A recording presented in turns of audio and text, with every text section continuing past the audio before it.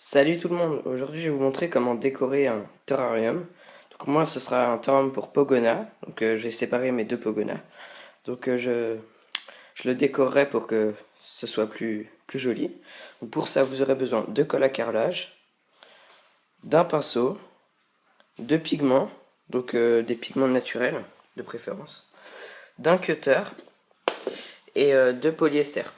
Donc voilà, on se retrouve pour la fabrication. Voilà, donc je vais vous montrer comment je vais procéder.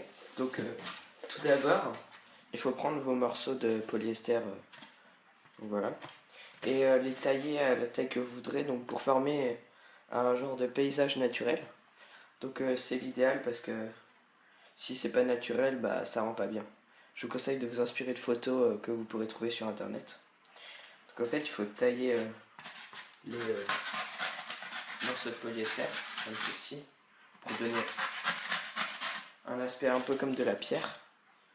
Et ensuite, vous les posez où vous souhaitez les accrocher. Pour les accrocher, donc moi je vous conseille d'utiliser des cure-dents. C'est très simple. Celui-là il va être un peu grand. Voilà. Et voilà. Et comme ça vous pouvez avoir un aperçu de ce que ça rendra au final.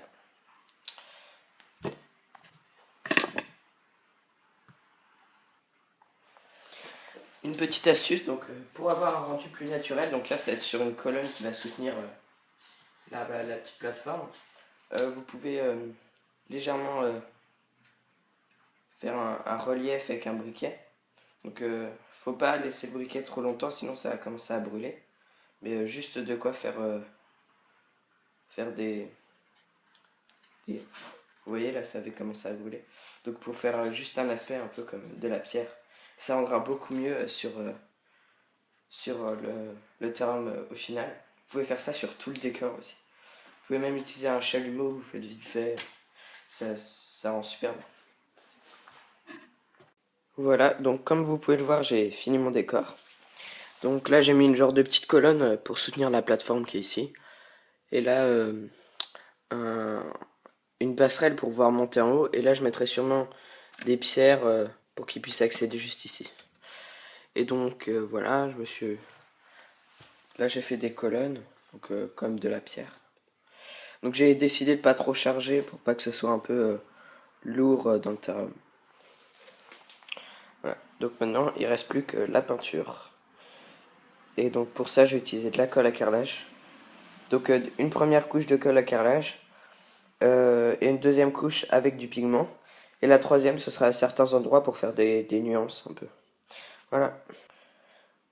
Vu que cette vidéo va être un peu longue, donc je vais la faire en deux parties. Ça va être la partie 1 avec un peu la structure. Et je vais faire une deuxième partie pour la peinture. Bon allez, salut, n'hésitez pas à la liker.